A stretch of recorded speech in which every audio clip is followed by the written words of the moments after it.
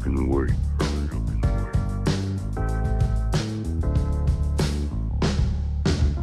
Meet the artist, you can hurry up and wait. We a real big family, can you relate? AC on the drums, mate, dig inside a crate, mate. Bless the mic and make tunes all day. Words from the artist, peep the convo. All my friends is cold as Fargo. No matter if you black, white, brown, or caramel. Talented and gifted, modern marvels. This is for the rock stars, hip hop, boom bap, emo, screw jam, indie, blues cats. What you working on? What have you done? Tell us your story in 3, 2, 1. Yo, what's going on? It's your boy AC, and I have to share this so people can watch this. Hopefully. So good morning to you all. We are the Hurry Up and Wait podcast. I'm AC, that drummer. I'm joined by our producer slash, I lost all the slashes and backslashes and things. It's all good. What's Bustos, up, y'all? what's up? How y'all doing? And my co-host who goes to more shows than most. Hopefully we can live up to that standard here and, It's happening. it's happening. It's happening. There you go. TJ, what's good? Hardest working up, man y'all? in show business. Straight up, man. Yeah, I got a couple shows actually coming up soon. Oh, who you gonna see? Roman Duddy are playing April 29th Whoa. here in a couple weeks. Where at? Gas Monkey. Oh, that's right. They are opening back up. Yeah, well, they've already opened back up. And then Badfish is playing at House of Blues. So House of Blues is starting to get people. They just posted the other day about wanting to get local live acts in the front room to start playing again. Oh, yeah. Everything's starting to move. Everything's starting to move. Yeah, holla at me. Shoot me that link. I think Red Hot Chili Peppers tribute band is playing at Trees soon. So all the venues are starting to come back, for sure. Man, people are getting out there, getting those vaccines. Yeah, I mean, I think that makes all the owners feel a little bit better, is that they're knowing that people are out there getting the vaccines. I got my first dose. Nice. I got my first. I got my second one coming up. Yo, which I'm gonna one wait you a get? couple more weeks, but I'm I there. got Moderna. Moderna. I got the Pfizer. Pfizer. Nice. Yeah. Nice. Awesome. Yeah. I found out one of the girls we drummed with at the Spurs games, like she got the Johnson & Johnson. Yeah. See, I'm not sure about that one. No, yeah, that's a no-go. But I was like, now that I like knowing what I know now, I was like, oh shit. It's the one and done, though. Yeah, but man, it's also It's causing blood clots. It's causing problems. Right. They didn't do enough research on that one. Not that the other two have had a lot of research either, but Apparently I that's know not there's a thing. people out there who don't really want to like get it and will talk shit to you about it without Right. getting it. You get that But shit. I really in did you. it because of 3 reasons. One, obviously live music and live sporting events. I want to get back to those. Right. I want to get back to going to big festivals, and I know Right. that's going to be a thing. But more than anything, my grandfather is getting up there in age, and he won't allow anybody in the family to see him if you don't have it. So Well, there you go. that's what I did it. That you makes know, complete that's, sense. That's the only reason why I did it. I don't care what anybody thinks I or just says. That's what I did it for. Heather just she sent me something about like how it's going to be like required for international travel. And that. it's like I went through the process and actually got my passport for the first time in my life. So it's like, Awesome. Oh, we were talking about that the other day, weren't we? Congrats. yeah, so it's like real talk. It doesn't make sense for me to like finally go through the steps to get a passport, and then like now that I have it, like not be able to use it. Did you end up getting it through the post office, or did you go to do what I said? I did what you said. Okay, cool. Yeah, I've spread that little nugget around. to Yeah, people. it's the best way to do it. Yeah, Go to the tax office. good old tax office. Yeah, let them take care of it. Yeah, in and like I wouldn't say in and out, but like like realistically, like I was like by the time I got mine in the mail, I just got hit up from the post office saying like your appointment is set. Yeah, see that. Wow. So thank you, post office. Yeah, I'm looking forward to some more live shows. They're starting to roll through. Everybody, I mean, there's some that have taken away their summer tours and kind of reset them back up for the fall time. But then there's people out there that they're setting up shows for late summer, July, August. That's just nice to see.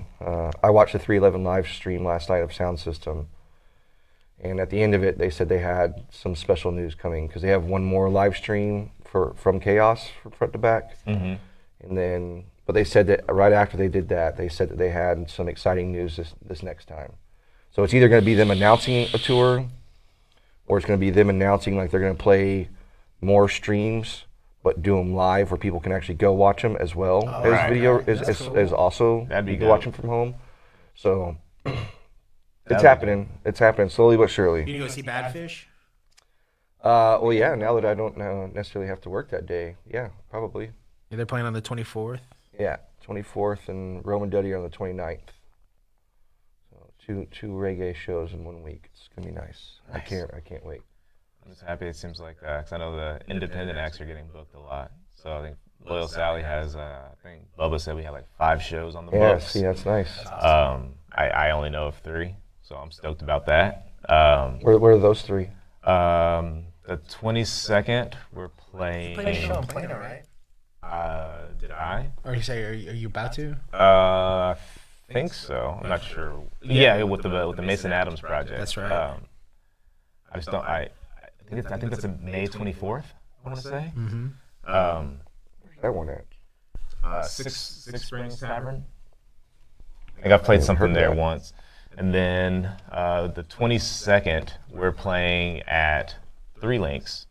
Oh, that's the one I'm gonna come see. Yeah, with King Clam and Further North. Yeah, so yeah, I'll be yeah. playing a double. I'll be playing a double header set. Oh yeah, yeah. That's April 22nd. Mm-hmm. Okay, so that's 2 days before. So that's a Thursday. Yeah, I will be 34 years old by then, as of 2 days. Old man. Yeah, and then I know Black Don't Crack. Neither is brown beer. Hi. And then the 24th, we're doing it's a restaurant thing from like 12 to 3. I don't know where, but then I have a Mavs game after that, so I haven't put that one in my calendar. And then we're playing Troy's at Texas Live.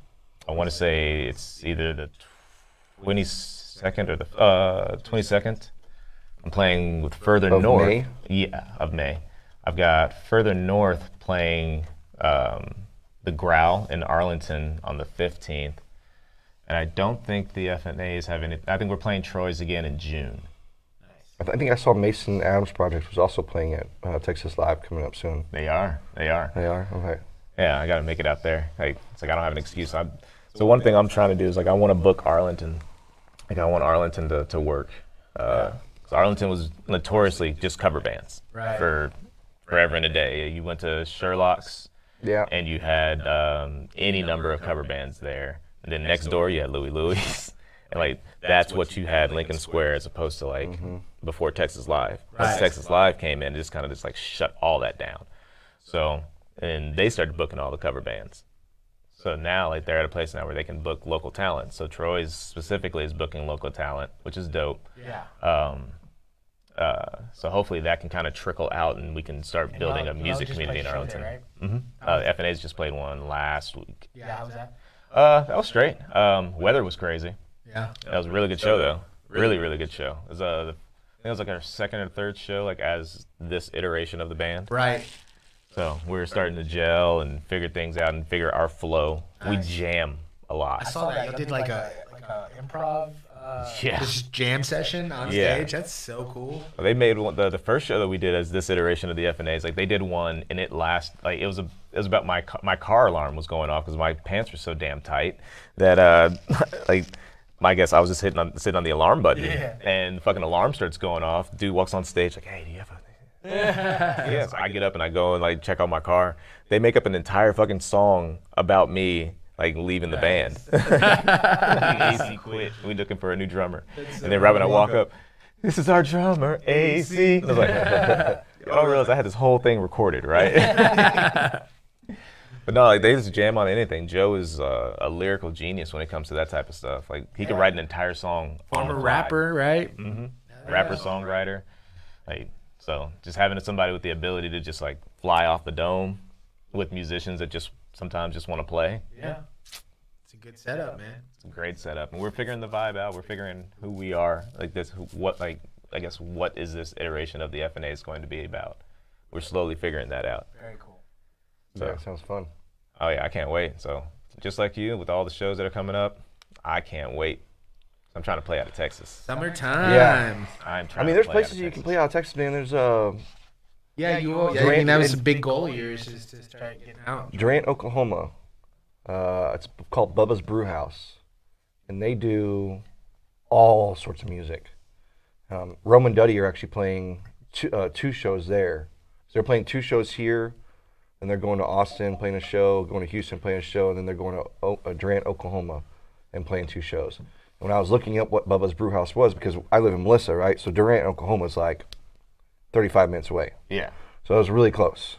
And I was like, well, maybe I'll go up there for, those other two shows as well. Just go, see catch 4 shows. Right. In 4 days. So I started looking like who else they have there. And they have like rappers come through there as well. And like rock, obviously reggae, country artists. So Bubba's Brewhouse. You should look into that. Yeah, Durant, Oklahoma. I mean, it's only right on the other side of the border, so it's in a different state. Yeah, it is a different state. Yeah, so I just want to do it, man. Like I'm ready. I think at least actually all of the acts really can play out. Like we haven't done anything with Maita in a minute, so I don't know what the status of those dudes are. I think one of them's about to have a kid, the other one's getting married. So I mean, who knows? Yeah. Life changes when all that stuff happens. Boy, doesn't it? So we'll see what happens. I'm sure it'll come back to them like it always does, and they'll have a new vigor to write and experience life in a different way and different perspectives. So whenever that comes around, I'll be ready. But till then, I think the other 3 bands are ready to like do some things.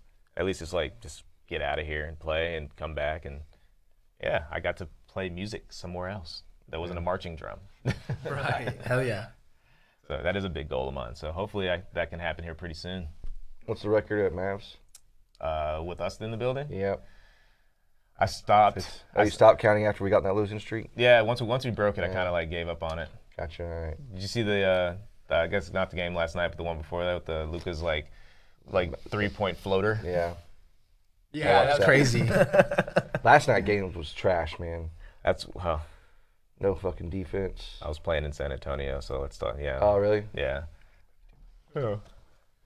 So if you've been following along, we've been doing the Bracketology Beatdown, Battle of the Decades.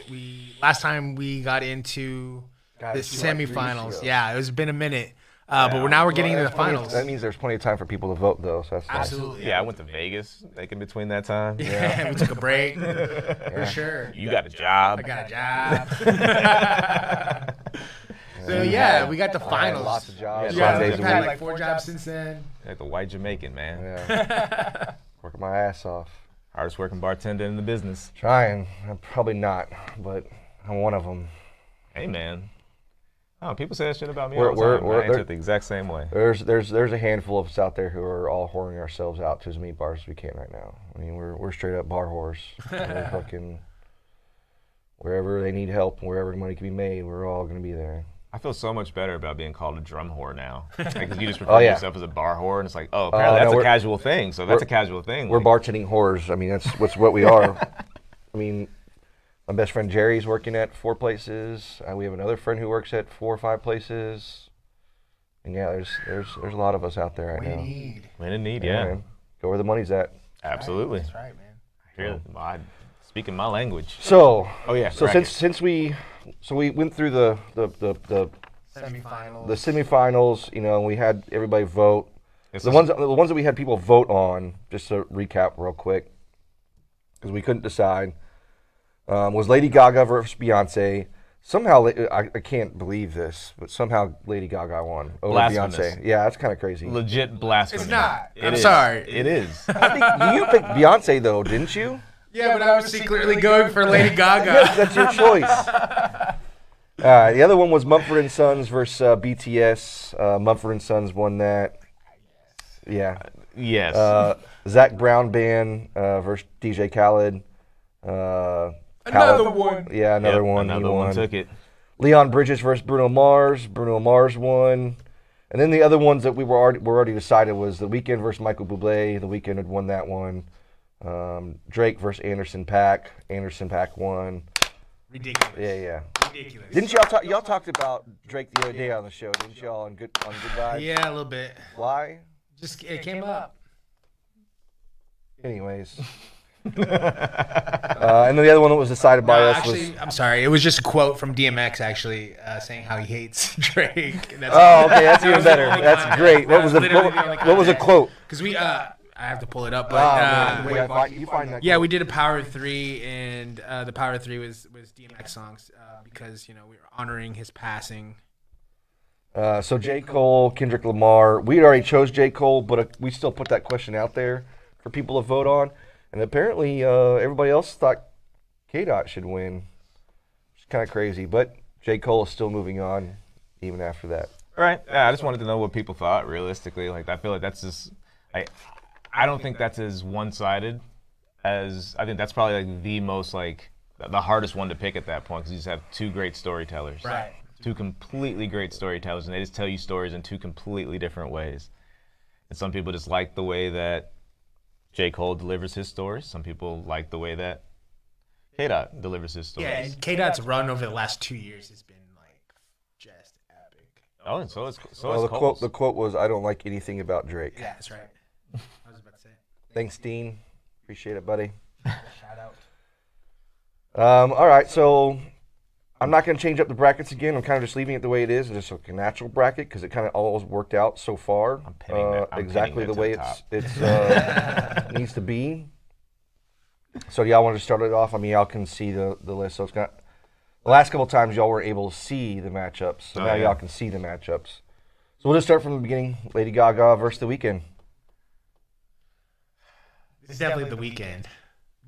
You know, but shout out to Lady Gaga for making it this far. You really think it's you think it's hands down The Weeknd? Yeah, I think so. I mean, Man, I I think it's a mean, little bit tougher for me. Yeah. it's the If Weeknd. it was Beyonce and Weeknd, it would be even more tougher. But I'm just saying, like, it's the Weeknd, but like Lady I Gaga just can't won believe it for a reason. Yeah, I was about to say you just kind of threw out like Gaga like that was just nothing. Yeah. Like, that was a no-brainer after like, beating being Beyonce. so- after I just Like- feel like getting into to the finals is an honor. So that's When cool. You don't deserve it. I get you. I feel you.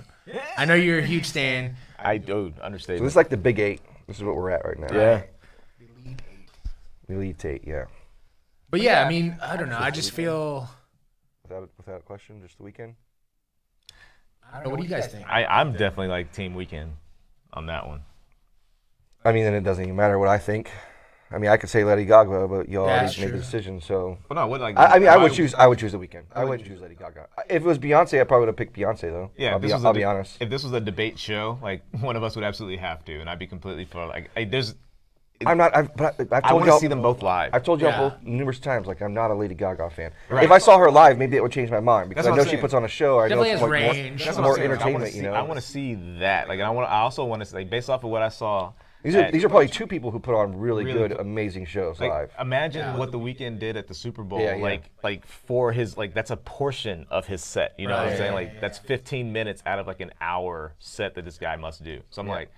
Yeah, part of me is like I want to see them both live. I mean, it's again still The Weeknd for me because I can listen to The Weeknd without having that experience to push Gaga up there.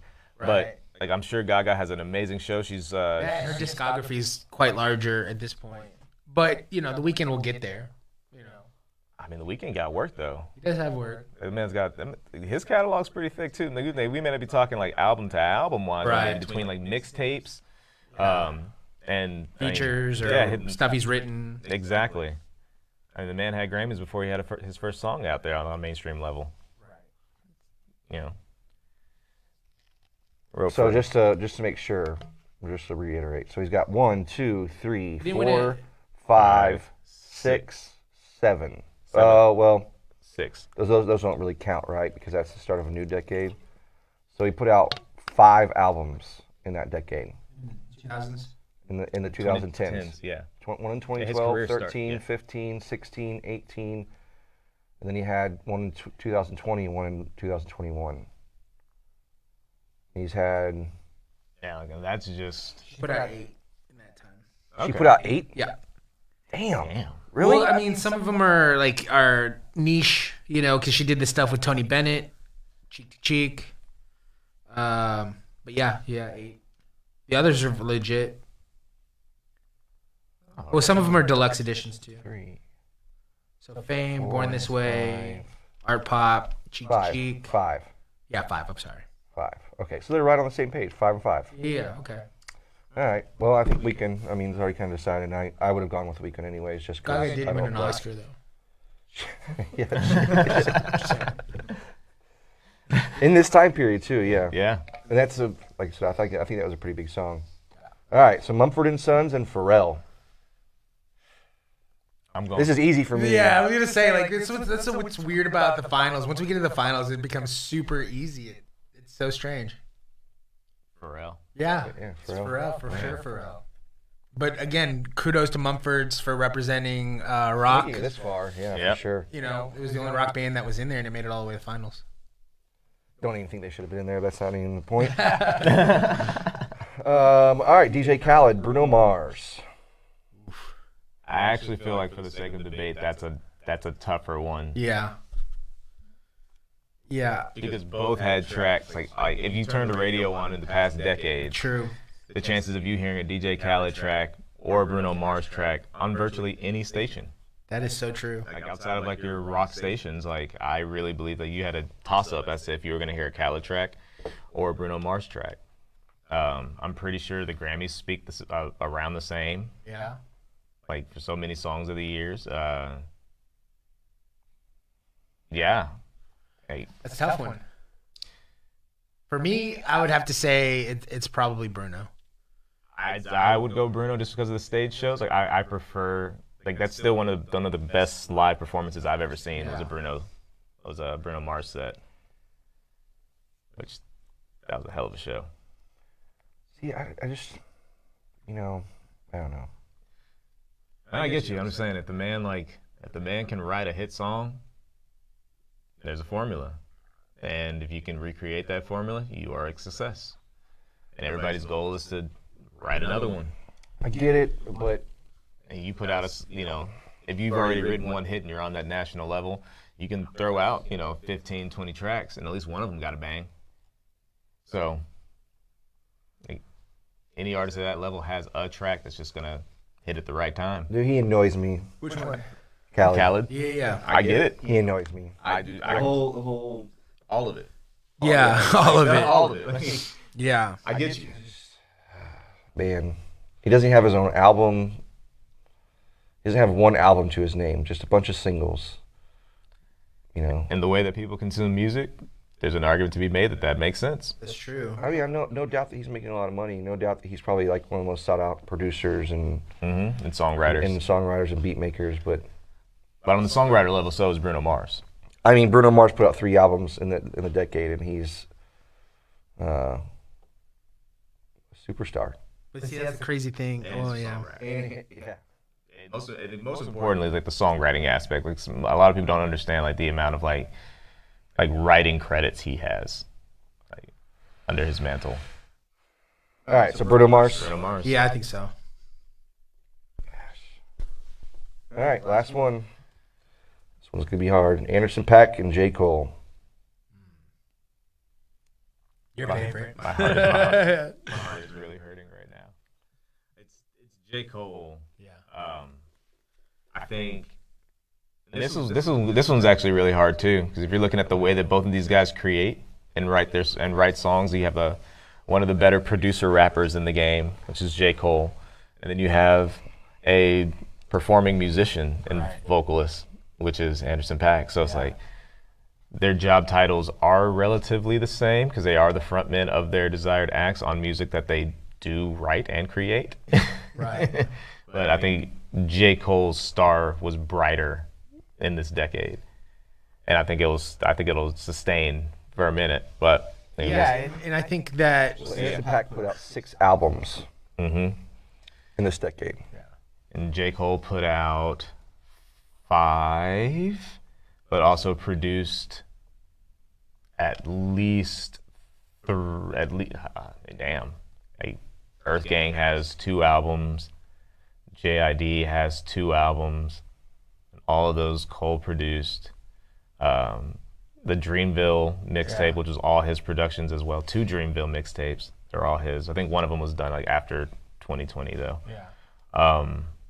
yeah. Like J. Cole's got work that's just not him. Same way that Anderson .Paak has some too. Like he did offshoot work. Right. As he's a percussionist, he's a drummer. So he's done work for people as well. Yeah, I was telling y'all earlier, he just did a song with Paul McCartney on Paul McCartney's new album. J. Cole for me. Which you convinced me to listen to, I by think the way. Anderson .Paak. I think we'll be talking about him for a long time. Oh yeah, he's changing the game for singing drummers. So I can't wait to see where Silk Sonic goes. Yeah, he's like the Drake of drummers. Why you gotta write his name? Why? Why would you do that? Again, Someone who can sing and rap and dance. Multi-talented. He can act. He can do it all. I mean, can we just say? Can we say like he's like the Childish Gambino?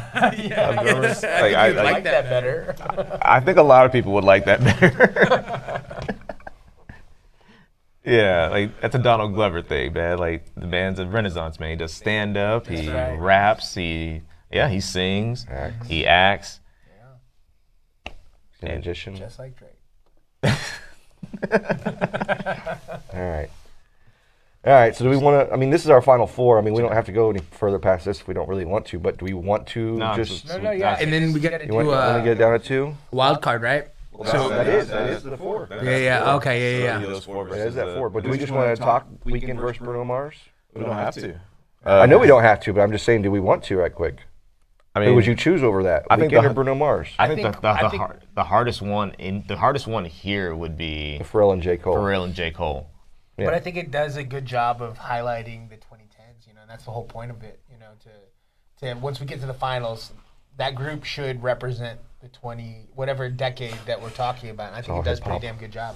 It's all hip hop besides Bruno. And I was gonna say, at least like the crazy thing is Bruno brings a live element to it, which is dope. And then you have your electronics, and then you have a man who's known for electronics, but actually uses like a lot of live instrumentation, like stuff that he records himself, which is why his sound. Yeah, I wish so he would damn do unique. some. I wish he'd bring Nerd back.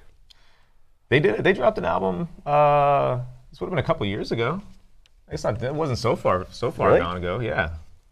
It's the one with the lightning magic. I want to say it was maybe. Okay, yeah, you're right. 2017. Yeah, it wasn't. Damn, was it that long ago? Yeah, 4 That years was ago. 4 years ago now.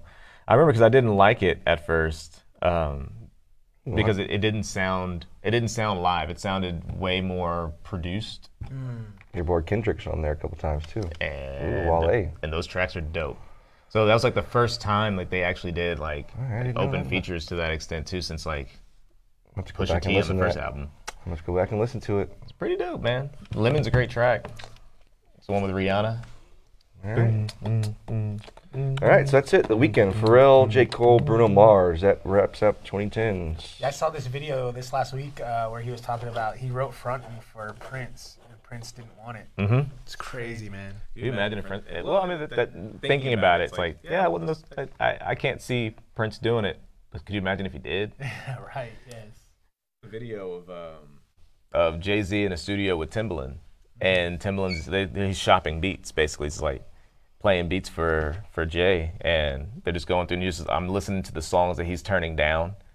Like he turned down like a couple Missy Elliott songs, songs that wound up being Missy Elliott songs. One was Blueberry Yum Yum by Luda, and then I think the 4th or 5th track he played wound up being The Takeover.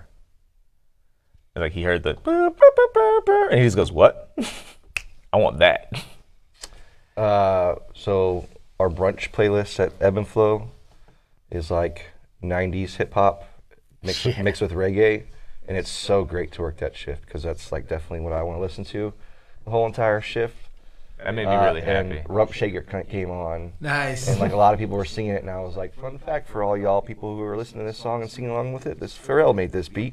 They're like, no way, he had been a teenager. I was like, Yep. He was. He was. He was a teenager. He was in high school still.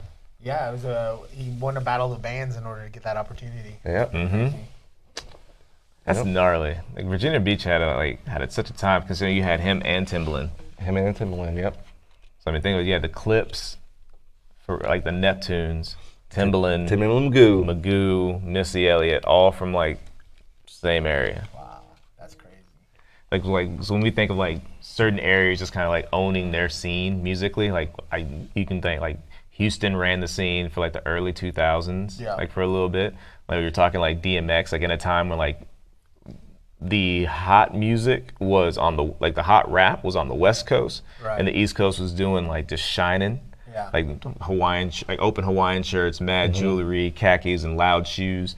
And then you had cats like DMX with tank top, blue jeans, and Timbs. Yep. So he almost like carried like a harder side of like New York hip hop like for a minute, and then you have like the Virginia Beach Crew, Right. which they made like this super like melodic and percussive, like almost like I can really sense like the go-go sound from like from that area, like that influence in their sound. Sure.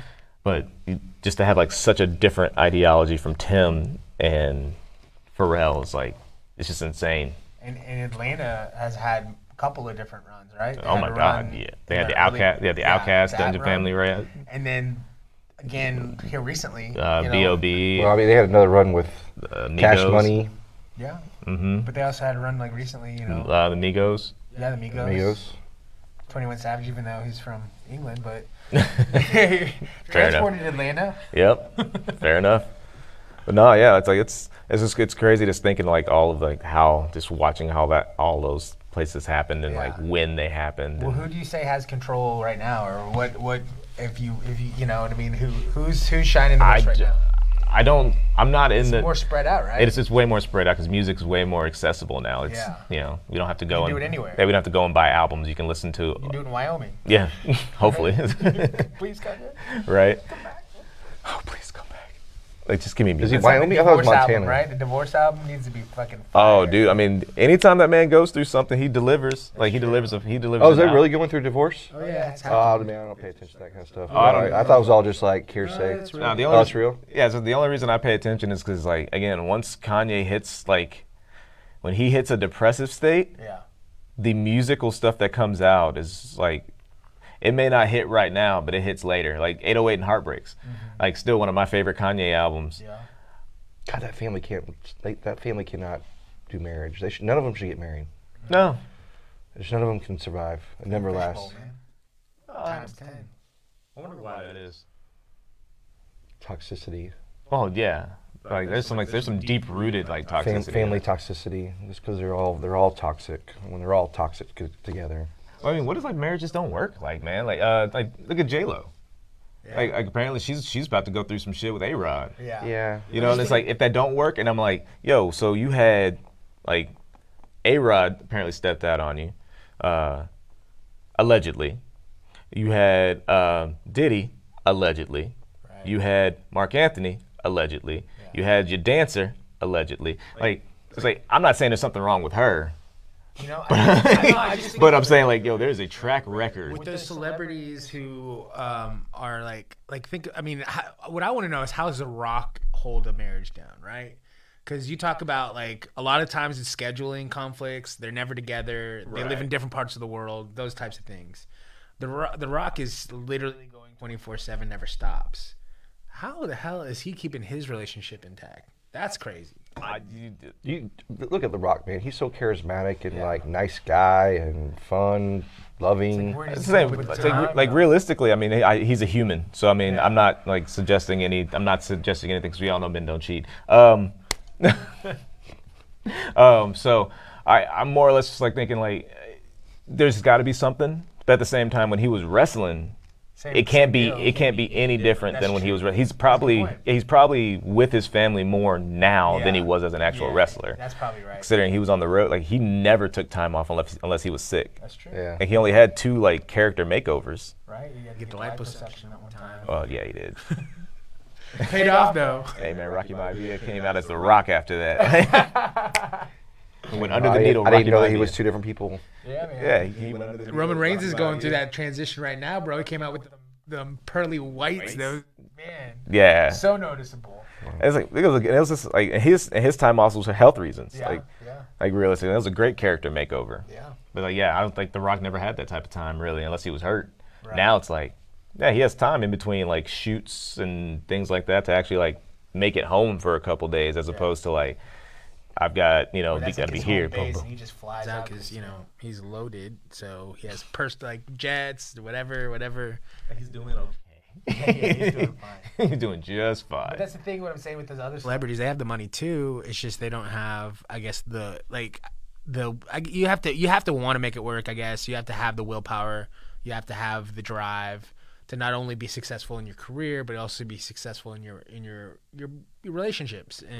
And maybe those people don't have that. Maybe. I don't know. That's a problem I'd love to have. I'd love to be successful in one aspect, like uberly successful in one aspect of my life, and think that like I could hold that other side of my life like just as as important. I would like to believe that, but I also wouldn't mind like having that problem at some point in my life. Like, let me be real successful and think like, oh man, like I'm just a shitty boyfriend or a shitty fiance. Like I don't think that would be an issue for me. I don't think, but I'm also not in those shoes. Right. You know, It's easy for me to say that from where I am now. So hopefully, we'll get the chance to try this theory out.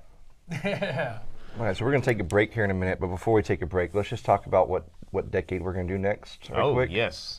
So just to recap, so we've done 2010. Yeah. Correct. We did the 60s. Yes. Done. We did the 90s. Yes. All right, so we want to do the 70s. Yes. That's what we're going to do. I'm going to do the 70s or 2000s because we're supposed to leave the 80s for the end, right? Right. Yeah, I like the 70s. 70s. So 1970s. All right. It's time to get We'll take funky. a break and then come back and we'll talk a little bit about that. Yeah. That's right. And you have to and do. he's stepping out. It's been real, guys. I'm glad we got to the finals. And I'll be back next week. Yeah, we'll talk about the 70s, and you start working on your 70s knowledge. That's right, for sure. Dang. Oh, what if we just did like a collaborative like playlist? Like let our listeners like create a playlist for us. Oh yeah, that'd be fun. I like that. That'd be fun. Right now, actually. I know. I've got one. 70s playlist. Yeah, I've got one. If you guys are looking for some weird, cool music, Zennial Surviving the 21st Century. Check it out. It's awesome. I'll share it. That's me. Oh. All right. Dealing with the whites. We'll be back in a couple minutes. Blow the whistle! Blow the whistle! Blow the whistle! We like to party. You're listening to A Good Day for Football with Chris Bustos, Nathan Bedard, David Kroboff, and Troy Warren. Alfonso known as a guy who farts in the bathtub and bites into bubbles. Hi, I'm Andrew Luck. I like books. Let's go out here! Yes, sir! Oh! Hey, Oh! Dominate! let's get Pelly. Some bodies. The cover girl. And the pass is Oh! touchdown, Dallas.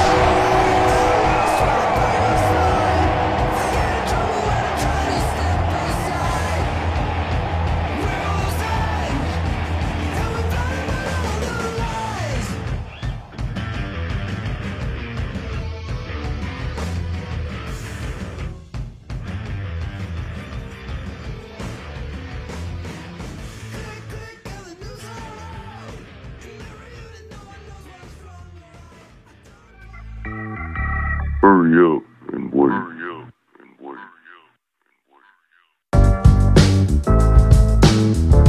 Hurry up and wait.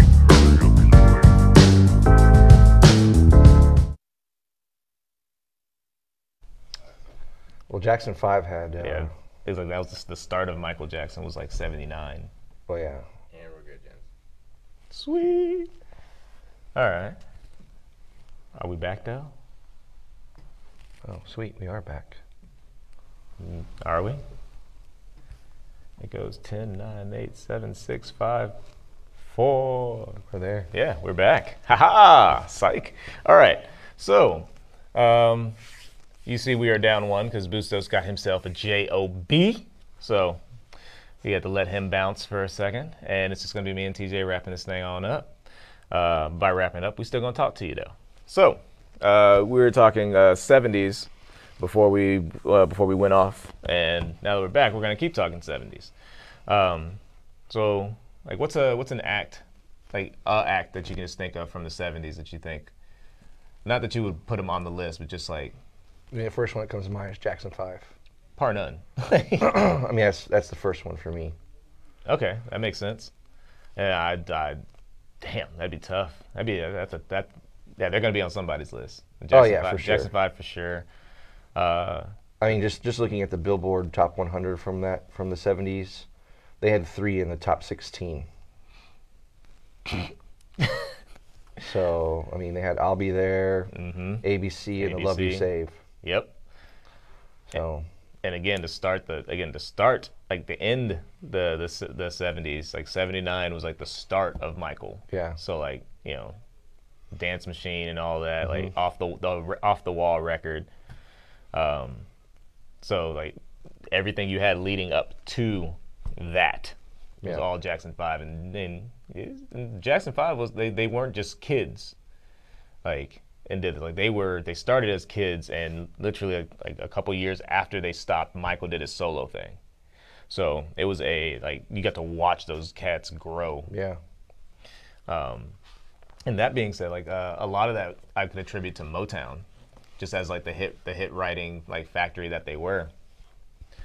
So I mean, you have any number of Motown acts, which also would include Stevie Wonder at that time too. Stevie Wonder's on this list. Temptations. As Mo- well. Motown like ran the 70s. Which Temptations, if I remember right, did not make the 60s, right? They didn't make the 60s list. Correct. Yeah. Yeah, because we were throwing them into this iteration of. Right. 'Cause, yeah, that's. Oh man, like Stevie dropped one of the greatest albums. Like you have Marvin Gaye too, but Stevie dropped one of the greatest albums of my lifetime, and to the point where I would say I would leave you all with this scenario. I'll leave it with you also. So I mean, feel free to take a second and think about it. If you were stranded on an island with a boombox, and you had 4 albums or cassettes, what would those 4 albums be?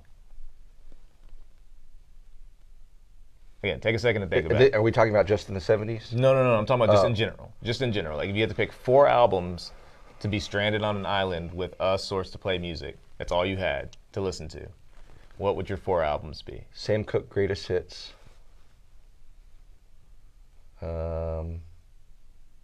Solid start. Yeah. Michael Jackson's Thriller. Okay.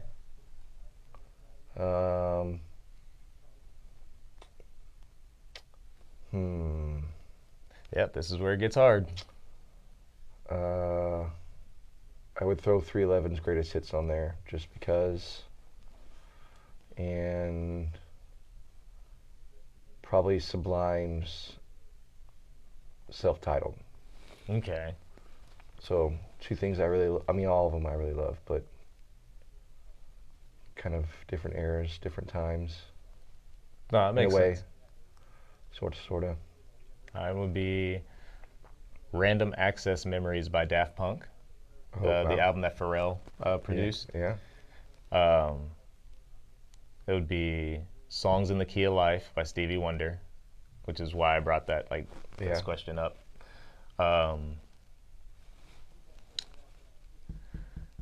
After that, it gets To Pimp a Butterfly by Kendrick Lamar. Okay. And then,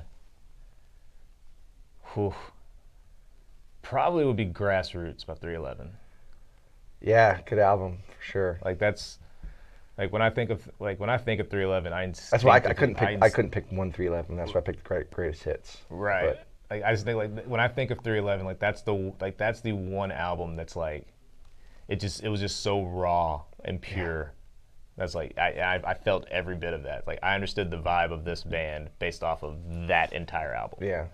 That's the album that made me fall in love with them. Of course. And I found out about them through Blue Album, but then went back and listened to Grassroots and was like, okay. No, this is where it's at. You told me to listen to Grassroots. You told me to re-listen to Grassroots. Like when we met, when we were in New Orleans, you told me like, all the songs you're gonna love, go back and listen to Grassroots. Yeah. And I did. And it was an album that I just like slept on. I just always went to the Blue Album. Yeah. I went to the Blue Album or the Sound Systems album. Yeah. Like instinctively until you told me that, and it was like that changed the way I viewed all of 311. It was like, Sound Systems fun though, man. It really is. Oh no, a great absolutely. album. And they were actually talking about that last night on the stream system. Is that the sound for it is all dubstep. It's a lot of dubstep. And it's because Nick and S.A. went to Jamaica for like 2 weeks. And they were like ingrained in the culture down there and the music culture down there. And that's where like the sound for Sound System came was from those two going to Jamaica. And I never really heard it until like they said it, and then I go back and listen to it. I'm like, oh yeah, for sure. Like Leaving Babylon, yeah. You know, Living and Rockin', yeah. Yeah. You know, and Come Original. Right. So you hear it, and you're just like, wow, this is. That just makes all the sense in the world. Yeah, you know, I would always take that Grassroots was the more reggae album that they'd ever done, and then until you hear Sound System, you actually hear what they're talking about, and then like you hear like the different tracks they put into it, the different sounds they put into it, how they mixed it together, and like they went back and like let you listen to the old tapes, like actual tapes they recorded on. Mm-hmm. They busted them out, and they were going through like each track on certain songs, and you could hear like, you know, there's SA playing a record that says like 311, we are the greatest band or something like that, and you don't ever hear it in the song, but it's there. It's like subliminal, like It's there. it's there because I heard it and it's on the song, but like you don't ever actually hear it in the song, like when you're listening to the song. So it's kind of like a subliminal message, which is I think is kind of cool. They fed it to us. But yeah, Or spoke it into existence. yeah. I think more or less they spoke it into existence. Whispered it at that point. So another band from the 70s that I would have to throw in there is CCR. Yep. The revival. I'm not sure if I've ever heard of it. So this person had two on the top 100. Charles Wright and the Watts, 103rd Street Rhythm Band. Okay. Have you ever heard of them? No. I have to go back and listen to that. But that's what I'm saying. So a lot of these, like when I think of like the 70s, I think of like your trademark acts. Like, Yeah. And then they're like, I also think like, as we were talking about how Khaled just drops like singles and singles and singles and singles, I start thinking like, man, there were these quote unquote one-hit wonders or bands that would produce that put out really good music, but you only heard like a track. And being a musician in a couple bands now, is like I can understand dudes just getting busy, or you know, musicians like writers getting picked up and going to work for other people. But you have like songs like Me and Mrs. Jones, written by 360 Degrees of Billy Paul. And I was like, everybody named Mom knows that song. At some point in time, they've heard Me and Mrs. Jones. But it's like I can't tell you another song that they did offhand. I didn't even know who sang that song until you just told me. That's what I'm saying. Like I had to look it up, and I was like, damn, that's crazy.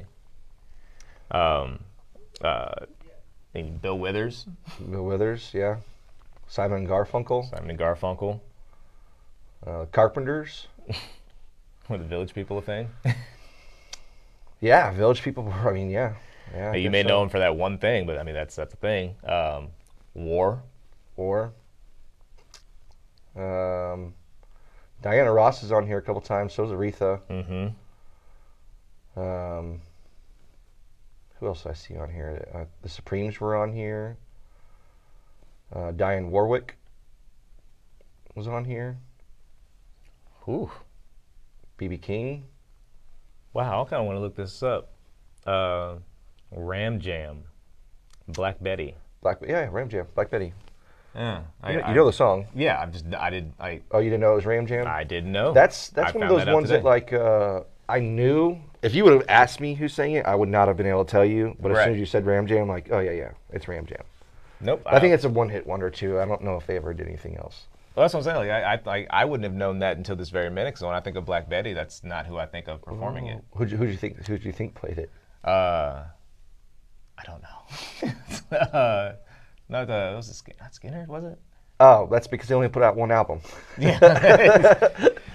It's like that's a song that's the only song that that's the one that made it through. So I mean, when I think of like, because Motown used to do this thing too, where they would write the same song for multiple artists, but they would remix it and like do something different to it. Right. But like they would recycle a song if it didn't hit the way that it was supposed to hit with a specific artist. And I think of like, well, that song just kind of made it, like whether you want to say it or not, like it made it a couple years because now they get to hear somebody else do it. And then a couple years later, you get to hear somebody else do it. And they're all a little bit different.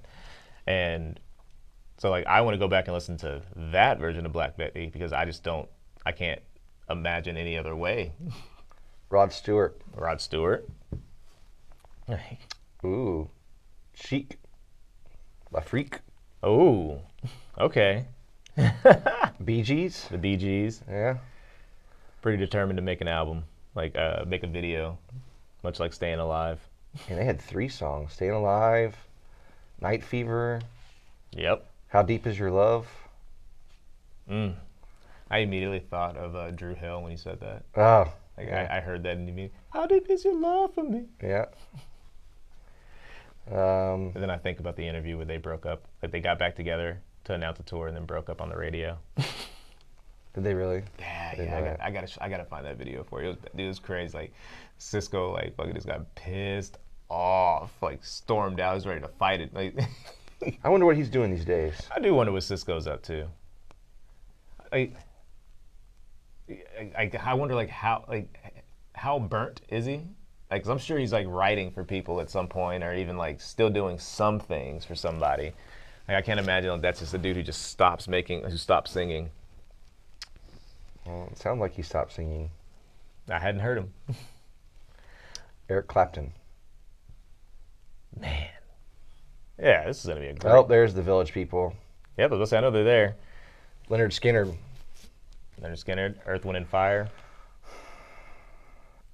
ABBA, however you want to say it. Sister Sledge.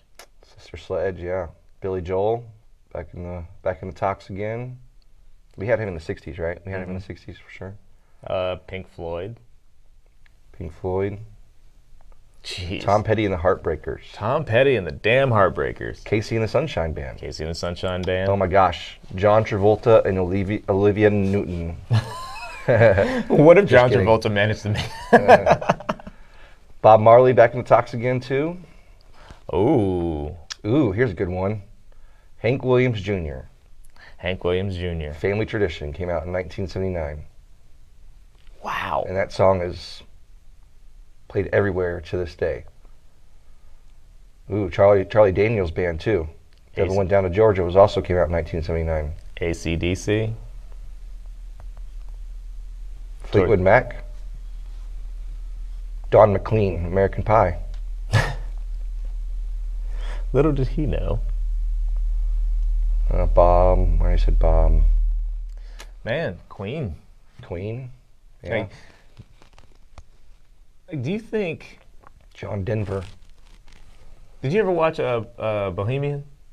I have not watched it yet, no. Okay.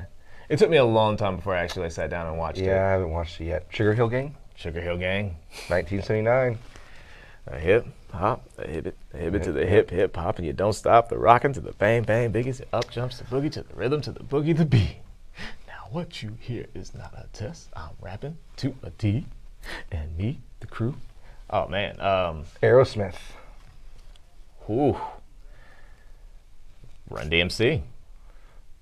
Yeah, good one. No, but I don't think they would have been in. I was like, just the fact that Aerosmith Oh, yeah, that's immediately what, yeah. made me think of like Walk This Way. Well, Aerosmith was big before that. Oh, they're huge before that. Huge before that. I just immediately thought like, damn, that just took me to Run DMC. Bruce Springsteen. God, we're gonna have a fucking blast with this one. Yeah, this one's gonna be interesting. This one's Because definitely. this one's got some country. It's got everything in there. R&B, rock, country. I don't know why they consider Four Seasons and Stevie Wonder to be oldies, but just call them R&B. Yeah, I would call those R&B. I guess you wouldn't. They call Billy Joel ballad though, so. Well, I mean, I guess ballad rock. I guess wherever they would have stationed Marvin Gaye. Marvin. I don't know. Al Green was rock. Okay, see, I don't understand the genres there. Yeah, I don't understand their genre listing either. To have Stevie Wonder listed as oldies and Al Green listed as rock. You Sexy Thing. You Sexy Thing. Hot Chocolate? Have you ever heard of Hot Chocolate? You Sexy Thing. That song sounds familiar. You Sexy Thing. Let's see. You sexy thing. Yeah, that's right. Isn't that how it goes? Yeah. Oh yeah, You Sexy Thing. I believe in miracles. Yeah, that's the song. Okay. Yeah, all right. Yeah, this one's gonna be interesting. Man, what a commercial life too. I wonder what do you think Bustos is gonna bring into this? I bet you he brings in Eric Clapton. I bet you he would think I think he would think that you're gonna bring in Eric Clapton. Commodore's Brick House. It's a brick. Man, so we should definitely like set up like a 70s playlist and like leave a link for like our followers to just like throw 70s tunes on. Yeah, I like that idea. I would love to know what, because I mean, my interpretation of like the 70s was definitely like very, very, very funk based. Funk and R&B based, because Motown ran the 70s, especially in my household, from what like the music that my dad had. So I mean, disco ran my household for the most part. Yeah, it was funk, R&B. Disco was kind of there, but it was there by way of like funk. Right. Like I knew of the Bee Gees because I could watch something like watch the Bee Gees do something on VH1 and then immediately watch like them do something about Stevie Wonder, or watch them immediately do something like surrounding like, so disco was always like engraved with funk. Right. So yeah, but our family was it was way more R&B, Motown based growing up, at least the music that I had access to, and then I started to notice the other slave. Yeah, we had a lot of Jackson 5. Lots of Jackson 5. A lot of Michael Jackson. Man. In the 70s. There wasn't a whole lot of rock. Obviously I didn't hear from some of these bands until later on in life. Like, same. Once I heard CCR, I was like, wow, why have I never heard of this? Bob Seger. My mom was a huge Bob Seger fan. It's crazy. Like I never got into like any type of like a rock genre until nu metal. Like Korn was actually like the band that made me like want to listen to more aggressive style of rock, like just aggressive ways to approach an instrument and use the instruments, especially like the bass sound. It's funny. Like Philly's bass sound was so unique, and like just the way that like the tones that he would create from the slapping that he did was like, it was really weird, and it kind of just like made me want to listen to other types of music within this nu metal genre, which at some point was like, I just don't like being yelled at all the time, so I have to find a way to mellow this. Oh, that's why you didn't like Screamo. Right. But there has to be a way for like me to get this type of instrumentation without like somebody just yelling in my ear in every like track. That's funny. So going back to 311 and Sound System yesterday, when they were doing the Q&A after the show, Nick was talking about that album, because they made that album in 98, came out in 99.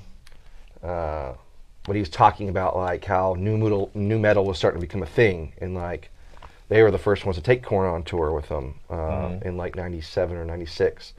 And he was just talking about how nu metal was becoming a thing. It was becoming more popular, but they were all going very aggressive, and they were trying to figure out like, how do we still stay a part of the rap rock scene in general, but not do it not do the nu metal style, right? Not go that way, but still stay relevant. And that's when they came out with Sound System. So they kept the rap rock going. They went a completely different way from what everybody else was going. The Korns, the Limp Bizkits, When I think of that genre, that's literally about as far as it gets with me. Oh, really? Just those two? Like, I can't think of another one right now. That's what I'm saying. Like, if I really had to, I probably could. But like when I think of like that genre of nu metal, I immediately think of Korn and Limp Bizkit, because between those two, you were able to like completely bridge the rock rap side of things. Because Korn was doing, they were fornicating with Ice Cube at the time. So like they were like doing like collab tours, and like Korn was like a live band for Ice Cube at a couple of sets that they did, and I was like, yo, that's fucking dope. Well, System of a Down, another one. Oh yeah. Deftones. And System of a Down, I love the way that they, like, I guess the way that Serge's voice kind of fit in like to the later stuff, like basically anything past like Sugar.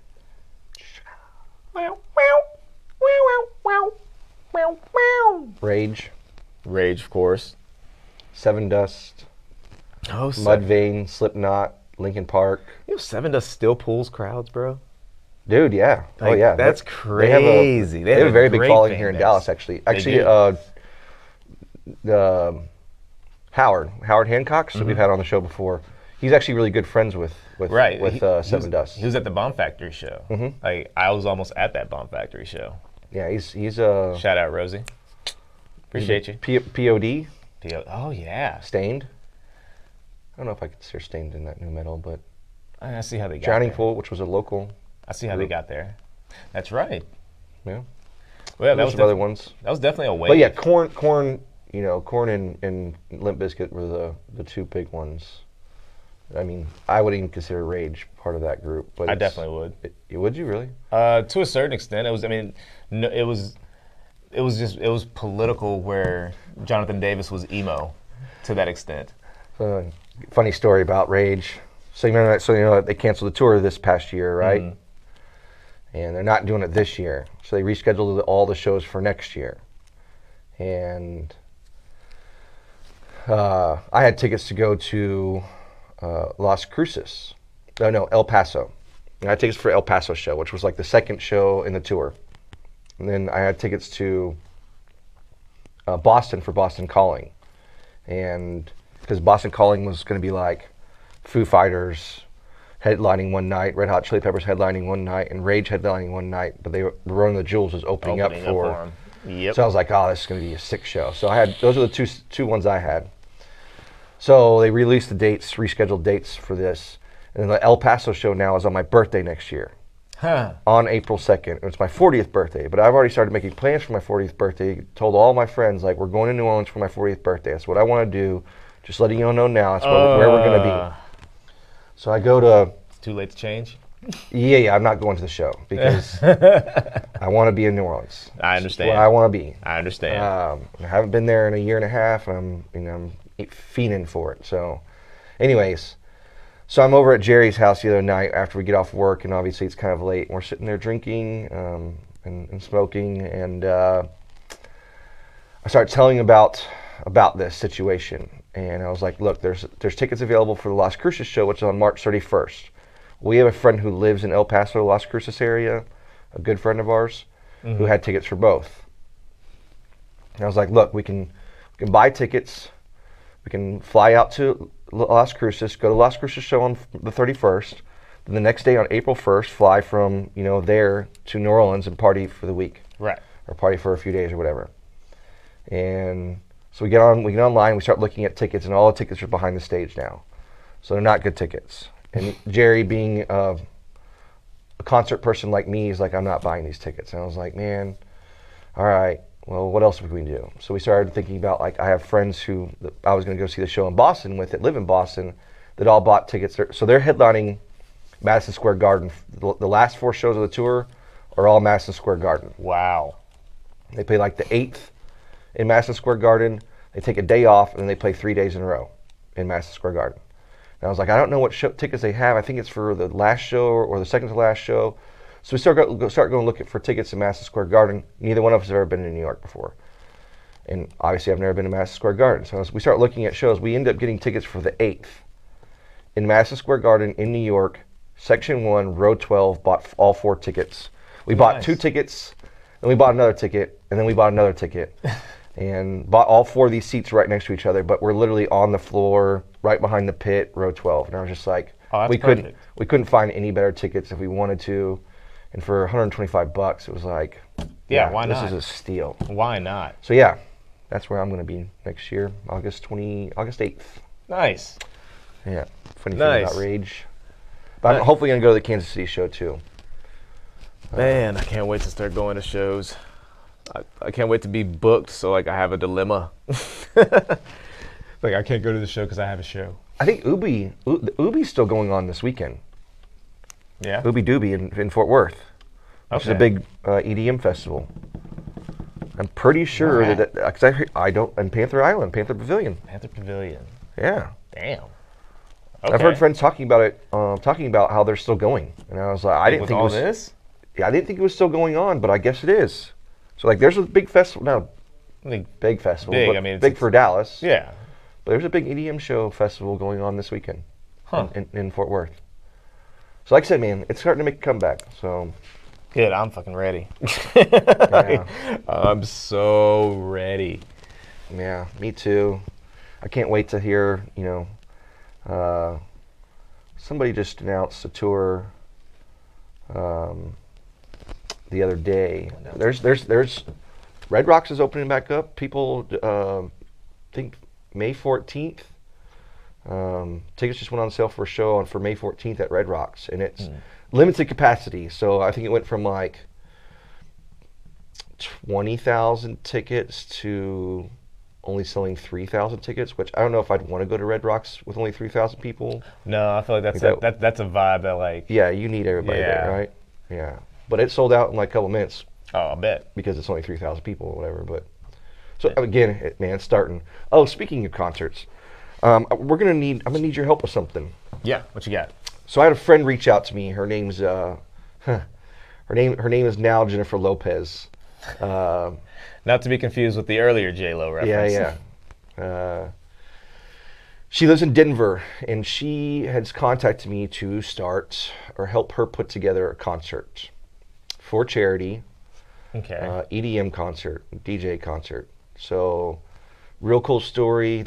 She had seen this story about this guy who was really messed up on drugs and alcohol and was really bad off, an American. He went to, I think she said Tanzania, and like he went to Tanzania for a trip and like never came home. Like he got sober, built this like school for underprivileged kids there. Wow. He goes like from town to town and like picks up the kids who are in child labor or who are, starving or whatnot, and he brings them to this school and he feeds them and does all these things, and he raises his money from this organization called Last Night a DJ Saved My Life, and that's the organization, and it's primarily a bunch of DJs who are based in Europe who put this together, and it's like they do these fundraising events where they put a concert on and the money goes to pretty much to him, or they have like a couple more other organizations they work with as well, but it's all based around this charity called Last Night a DJ Saved My Life. And she had met this guy whose his DJ's name is Nightmare on Wax, and it's a tough name. Yeah. Nightmare on Wax. Yeah, I think he's from England, and she did like a meet and greet with him, and they sat there and talked about this charity the whole entire time, and now she stayed in contact with them throughout the years, and she's asked about like trying to put one of these shows on here in the United States, and it's never been done here before because all these guys live in Ibiza. Right. And they do them all over there in Ibiza or in England, where the EDM, culture's, way more vibrant and whatnot. But she contacted me about it, and we have it's going to be a 3-night event. Badass. Date's not set, but it's going to be sometime around November 18th of this year to November 20th, 21st, something like that. Okay. But yeah, so that seems really dope. Yeah, I think it'll be a really cool thing. I mean, and we talked to the guy who kind of like runs the charity, and he's also a DJ who lives in Ibiza, and she talked to him via Zoom the other day, and we have to find our own acts. They'll kind of help us like get in contact with certain people, but I guess November 20th is like is a charity day in itself. It's Save a Child Day, or it's like National Save a Child Day.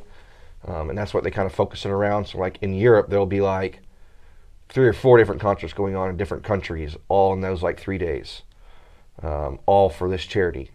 And we're going to do it here in Dallas that same time period. So we're looking for a venue right now. Hopefully Stereo Live will be that venue because obviously they're the mecca of Dallas EDM music, but if not, I know we'll be able to find other people through the contacts that we know, and I don't know anybody at Stereo Live, so that's my hiccup right now. But I feel like that's something they would want to be a part of. Yeah, I think so too. I mean, especially being the first time ever being done here, and this is something that we can again do again next year, and do it in a different city next year, or maybe by then we'll have enough clout to where we can do one here and she can do one in Denver, and then the next year after that we can move it to 3 cities, and and just keep on getting bigger and bigger. That's kind of the hope. Man, I would love for like, I'm always trying to look out for Artco, and I'm just thinking like they have the patio area outside. Yeah, no, John's definitely in indoors. John is definitely in the discussion. Oh man, doing it at Trees is also in the discussion. It just depends on the acts really. Like the more acts and bigger acts we get, the more space we're gonna need. So, and that's what I was like. Just that would be a hiccup with Trees for sure. But that's what I was like, man, that would like Well, like Arco, you could run 2 at a time. So you have one inside and one outside. And again, it's like the amount of space that they have. And you have people coming and going all day. Like, I think that'd be dope. Maybe find like some local food vendors to, like, set up shop. And so they have a bar inside, food out back. Something like that. I think that'd be dope. Great way to spend some time and on the charity and listen to some music. Yeah, I mean, I think it's, Cool. just the idea of it was really fascinating, and it's if you go back and like watch a story of this guy who's in Tanzania, like it's kind of very heartwarming and what he's doing and how he's used, helping children in Tanzania become sober and have a focus, finally find the meaning of his life and what his life meaning was pretty heart-wrenching. So that's pretty dope. Where can anybody find that at? His story is just on YouTube, is where I watched it on. But you can go to last night a DJ saved my life. I believe I've actually got that saved. So yeah, it's literally a last night a DJ saved my life.org, and that's the charity that we'll be working with. Yeah, as you see, November 20th is World Children's Day fundraiser. Gotcha. So that's what we'll be doing. And I don't know if his story's on here. I didn't see it. No, that's actually the guy right there. So like I said, they work with other different organizations as well, like West Bank Street to Street and Get Equipped. There's other ones they do besides just. That's cool. I got a couple. I definitely have a DJ who kind of like, I feel like that's right up the alley of stuff that he does. He used to DJ like a lot of Mavs events, but now kind of has his own following. Yeah, which is really, really dope. And it's definitely something I'd love to throw his way. So I'm sure he'll, at the very least, like he loves the cause. Yeah, I mean, I think it's going to be a really great thing for us, for the city, for the country to help out and help something for a bigger cause. But yeah, so we just kind of started this like a week and a half ago, and just started, like I said, we're going to try to find that venue first, and then once we find the venue, then we got to start finding the talent. And the more talent we find, the more nights we can do. The more nights we can do, the more money we can raise. Man, so I just wonder if that'd be like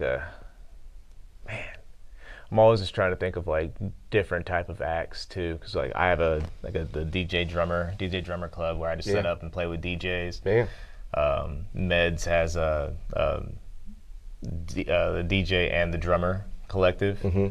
The homie Todd Jackson has a DT&S. Don't take no shit. Oh, is that what it stands for? Yeah. That's funny. So like I'm always thinking of like ways to like and to integrate those type of things. For sure. Just because, I know for a fact, like, again, the more acts that we can have, the better. Because I get tired of listening to the same type of music. Yeah. Like even if I go to like certain festivals, like they would have to, like I would be the dude who's just roaming because I just don't want to listen to the same thing, like set to set to set, or the same type of thing. You should go listen. Have you ever listened to Grizz? Yeah. Okay. Yeah. That motherfucker's badass. Badass. He's a great saxophone player. He made saxophone like mixed with EDM, mixed with electronic music. Oh, yeah. That's what I loved about Big Gigantic. Yeah, but he does a song with Big Gigantic too. Yeah, that's what I fell in love with Big funky, Gigantic. y'all. Listen, that's amazing. And when I saw the way that they did that gig, I was like, yeah, that'd be dope. Like I would love to do a gig like that. Yeah. So, anyways, yeah. So big plans. We'll talk about this every week. Please. Just to like further updates, and the more we talk about, the more we get out there too. So. We have a very good EDM following here in Dallas. I mean, the amount of DJs that we have, and the amount of acts that come here, and this the EDM fans in general here. Like I got a whole crew that does they do like the Holy Ship. Yeah. Like they go out for like the EDM festival. So I know they show up and show out here. Yeah. It's a family for sure. They all know each other. Yeah. It's kind of crazy. That's cool though. That's cool. Anyways, but yeah, so we got that coming. I'm with that. We'll talk about that more. So we got the Last Night a DJ Saved My Life. Last night at DJSaveMyLife.org. Yeah, you can start looking into it there. Yeah, I'm definitely looking forward to that. I'm gonna send you a couple DJs. Yeah, please do. This is like, yes, I've worked at a couple. Like, some may not be EDM, but it's like it doesn't matter. I mean, it doesn't have to be. You show up and act like you do what you do. Yeah, and it'll be great. Like, there's a cat like one of my favorites that I got to work with was a DJ in Denton named Kind Beats. Okay.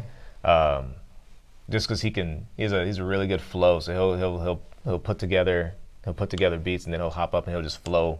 Oh, nice. And it's like that's really cool because a lot of DJs, like, they just hype when they get a mic. Right. You know, he actually he hypes as well as like he'll spit a flow. Nice. So for me as a drummer, like it's always really fun to drum with because his tunes are fun to drum, and it's always fun to have like lyrics going on. So now I have something else that I can play to besides just a track. Right.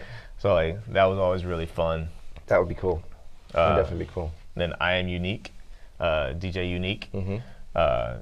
We do like a history of hip hop, where we take a track and then we just tear it all down and like take you to the original sample, and then build you to like how it was sampled and how it was used. So we take you on a little bit of a journey through music, which I think is incredible. So like that's, I think it's fun. Yeah, no, I'm down for all that. Yeah. Again, the more local acts and the more different styles of DJing that we can get out there, the more people are going to show up. And that's the point. Absolutely. It's all for a good cause. So maybe they stay and they find something else that they love, and they like, oh, I didn't know I liked, dubstep, or I didn't know I liked house, or whatever the case may be. So. All right, it's gonna be a party. Yeah, no, it'll definitely be a party. Hey, no matter where it's at. Somewhere here in Dallas, but. Yeah, we got some dudes who'll turn up to this. Yeah, sure. Yeah, let me know what you need from me. I'd love to try to help however I can to make that happen. We'll need as much help as we possibly can, because her and I aren't going to be able.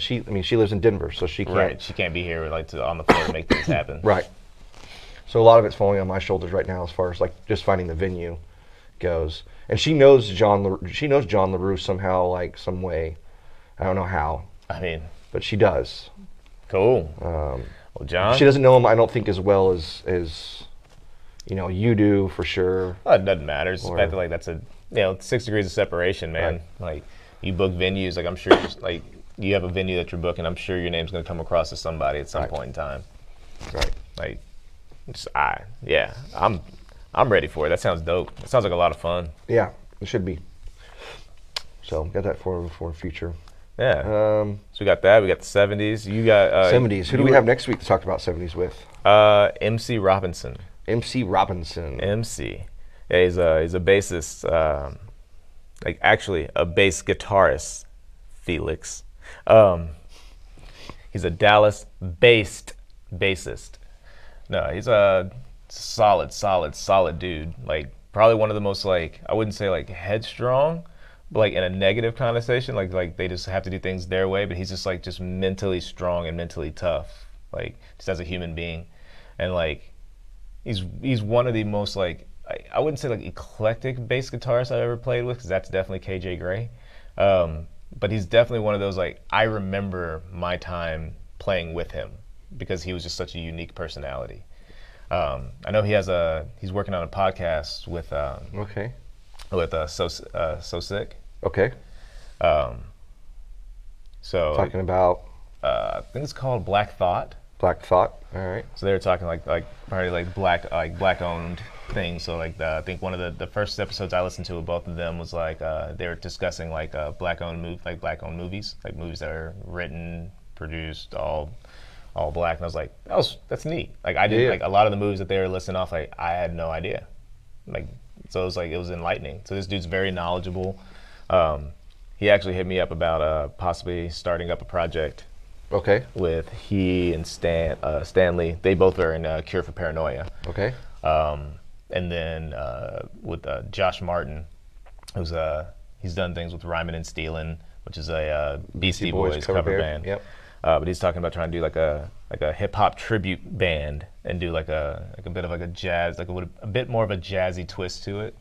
So kind of like the way I'm interpreting it, it's kind of like what me and DJ Unique do, where we just build a track, except they're just they pretty much will take like the original source material and then throw the hip hop on top of the source material. Okay. So like, I was like, yo, this is gonna be weird and awesome and it's different. Yeah, it sounds very different. So when he hit me up about it, I was like, that's the type of thing that I would expect MC to hit me up about. So you're trying to add another band to your already list of bands? I would love to. Because if MC and Stan have the time to do it, yeah, I'm pretty sure I can find the time to do it. Gotcha. Yeah.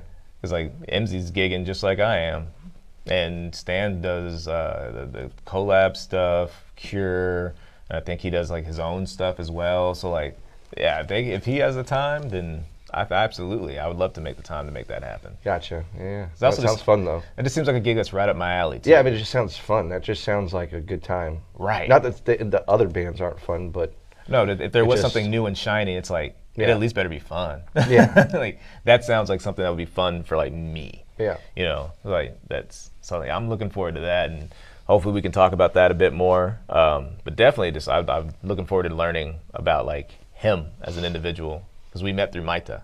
Okay. He was one of the revolving bassists when Blanco left us, I guess, to put his energy into starting the FNAs again. So Blanco bailed, and then we got Wade for a show, and then I guess Wade couldn't do the next show, and then MC was there, and then KJ stayed. KJ Gray, who I'm still trying to get on. KJ, what's the deal? What's the deal? I'm kidding, bro. We're going to get you on here. You and Nick. I'm determined, Mr. Rothhouse. But he actually has a gig in Louisville tonight. He texted me when we were on the break. It's like, dude, I'm so sorry. It's like, dude, it's all good, man. Oh, in Louisville? Yeah, he's got a 1:30 sound, like a load in and sound check. I was like, man, it's all good, bro. Like, yeah. Like, he doesn't know, but the past couple weeks has been like, we just been figuring it out, because this whole podcast started with us just figuring it out. So it worked out really well, all things considered. Like, I was never here alone. Yeah. Which I guess at that point I would just had the homie Concept. Like, yo, you gonna be my guest today, bro. Yeah. Shout out Concept. But yeah, I'm looking forward to what we got coming up next. Again, we got the 70s bracket. I'm gonna go ahead and start a playlist, and I'm gonna let the viewers, I'm gonna let y'all and listeners, I'm gonna let y'all update our playlist. And if y'all can sway our decisions as to who's gonna be on our list, throw those songs on, because I listen. I listen to a lot of music, and I love me some playlists. So let's create the 70s playlist. Let's get the 70s underway next week. We got MC Robinson Jr., if I'm not mistaken.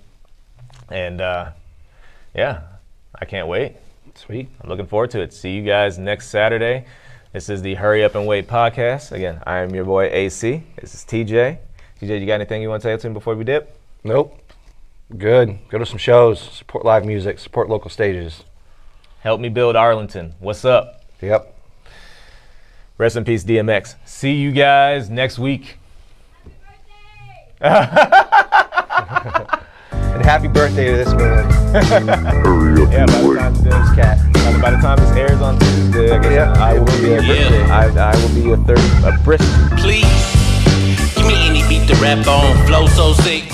You need a mask on. Probably in the green room, ass form.